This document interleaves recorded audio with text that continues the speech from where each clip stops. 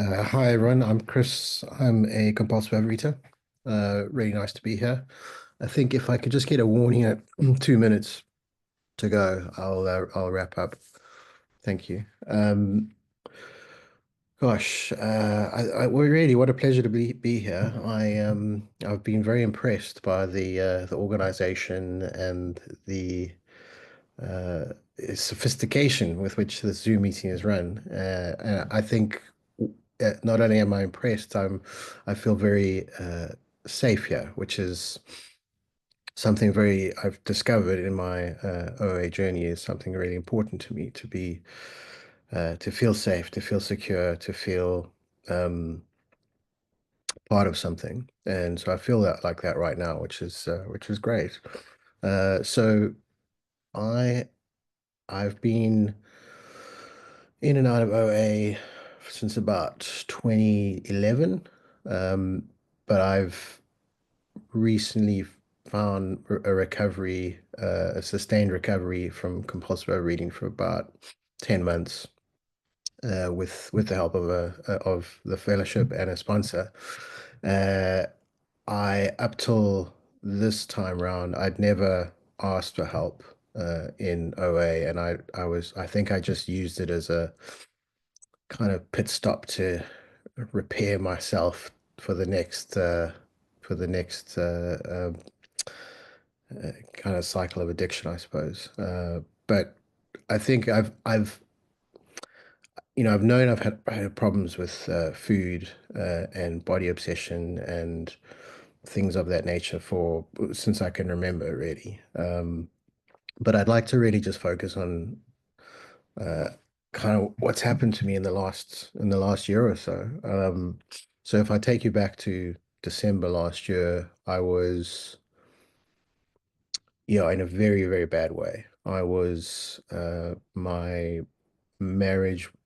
I was my marriage was in a lot of trouble, and I was like compulsively overeating to a degree which I couldn't even believe. And that was alarming. But what was even more alarming was how much of my thoughts were taken over by thinking about food, planning about food. And one day I was at work and I was just like, I can't, I can't do this. I can't stop obsessing about food. And I was another thing that was alarming for me was just how dishonest I came, particularly with my wife around um lying about food like a lot, and sort of leaving work, having a meal,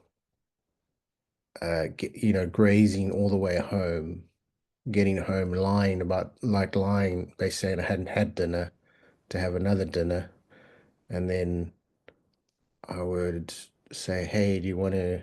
Then it was lying, like sort of taking my wife hostage and saying, "Oh, you really deserve like a something nice. Let me go to the shop for you," and then going to the shop, buying a whole bunch of stuff, buy more than I said I would, eating on the way back, and then having double, and then often waking up having, I mean, sorry to be graphic, but I was often waking up uh, with having vomited, and and the scary part of that was I would just eat after that. That was my response, was just, and I couldn't, yeah, I couldn't believe, I mean, I could believe it, but I couldn't believe it. And I was very scared, and obviously I knew all about OA, but what was also scary was that there's my home group now is maybe a half an hour bus ride from my house on a Saturday morning. And it was sort of haunting me in the back of my mind, saying it's there, you could go. And in my mind I was like, oh my God, but it's so far, and it's on a Saturday morning. Like I should be going to the gym, or oh, I deserve a lion, or all the thoughts were like don't like it just felt like a mountain to climb to even get there. And but eventually, the gift of desperation. So I came back. I did manage to get to a couple of meetings. This was before Christmas last year, and then in January, I missed the day. I don't know the times, but basically, I had a day at work where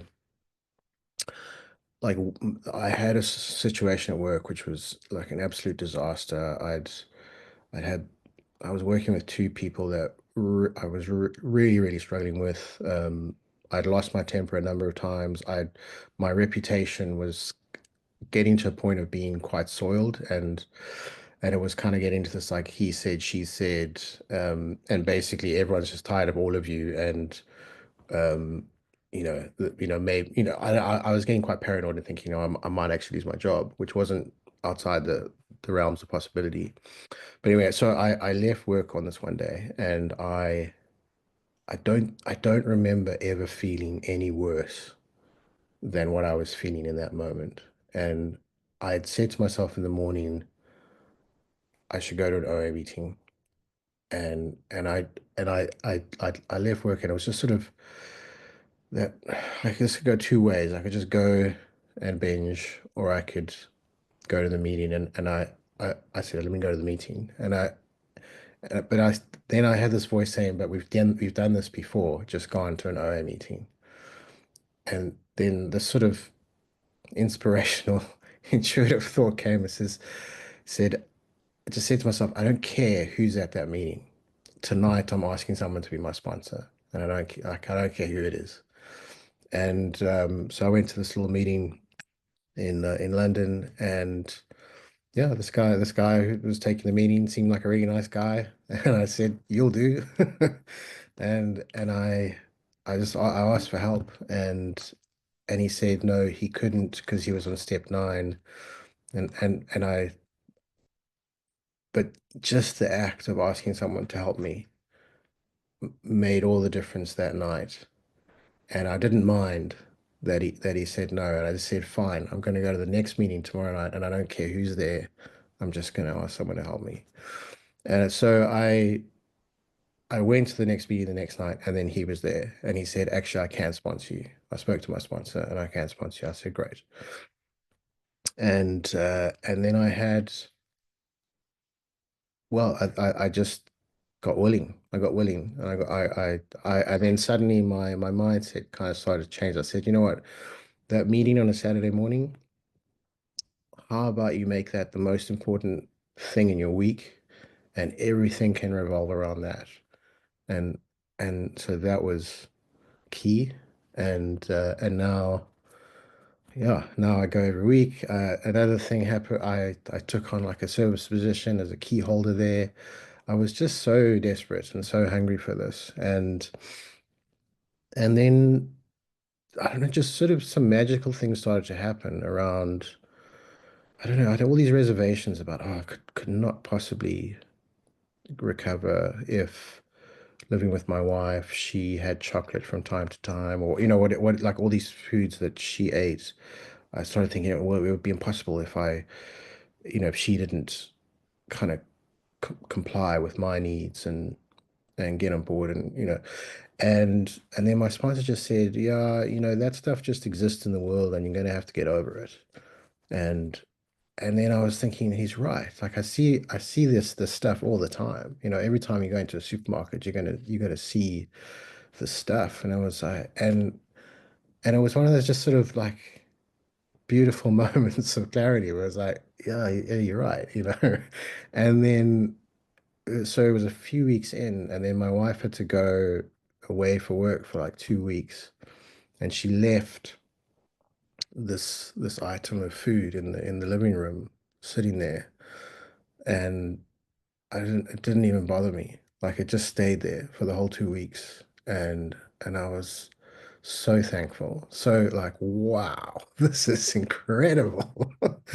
Um, and gosh, yeah, so I've been like working my way through the steps, and I'm on step five at the moment, and I've done a step four and a step five using the big book method, and I thought I was done, and then my sponsor saying, no, no, you need to now answer the questions in the OA step guide, and I've hit this massive wall of procrastination and resistance that I don't fully understand, but I am getting through them.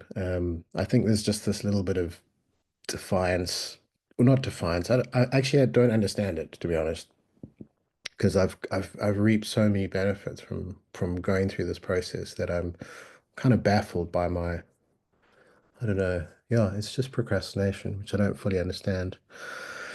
Um, and I'm also thinking about, I've got my Ginger Tom cat Alfie next to me here, and I had this. He's taught me a lot actually about recovery, about compulsive overeating, because in my early days, I used to basically the I get woken up by Alfie most days, and he's um what I thought in the beginning was that he just wants his treats, and I used to go down and give him his treats, and my wife would get angry with me because I'm giving him too many treats too often, and then one day in my first few weeks, I came down and I thought, okay, there were no treats, and I felt bad about that, and I just assumed that that's the first thing he wanted, and then he actually motioned me away from the food into the living room, and then he just kind of flopped down and he wanted to play. And and then I realized actually most days that's what he wants. He doesn't necessarily, and I was like, gosh, that's like me, really I thought, first thing in my addiction, first thing is, I know what the first thing is I'm going to do. But now it's like, no, no, now the first thing you can do is like pray and comfort myself and maybe journal or prepare myself like a really healthy breakfast and plan out the day, or, all these things. And I thought these are the things I need. And that's what I was kind of talking about in the beginning was just this feeling of being safe, loved, around warmth. And I think, talking about that work situation, I want to read something because it was, um, this is a message from my managing director last week. And it says, Chris, I want to take a moment to call out how impressed I am with your work within the team. You have a great can-do attitude and you are throwing yourself into any issue that comes along. You want the success of the product. When I visit, you are actively engaged and present, sensible, challenging thoughts, and the way the team have bonded and come together has been admirable. You are doing everything asked to improve and focus and make the team better. Thank you and keep up the good work. Now, I can't, I, I, that in my Acknowledged. 22-year career, thank you, acknowledged. I've never been thanked like that. Never. And I've always felt there's some inner circle and I'm not in it. And so I said to my wife the other day, I said, this is the first time I felt like I'm a favorite. And I just, I just, and honest, and why I read that here is like, there's no way I would have got that message if it wasn't for OA. And I think what's kept me coming back to OA over the years, because I always came back and I always was inspired by the message that people were saying that my marriage has improved and my work has improved and my relationships have improved. And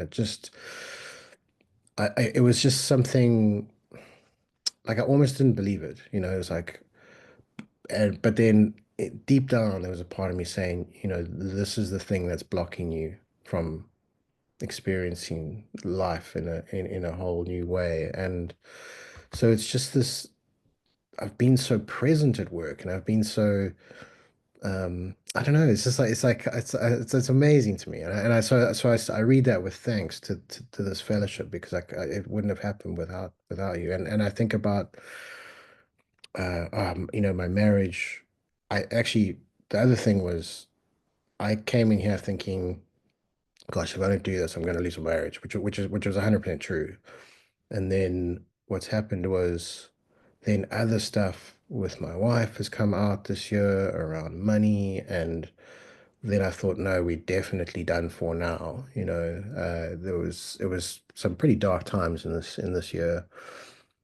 But Mm. this last week, my time's up. I'll wrap here. But the last week, we've been like really giggling with each other and kind of it's been like really wonderful. I said to her yesterday, I said, it's really wonderful just hanging out with you and having a laugh and that's brand new. And I also that's because of this, no question.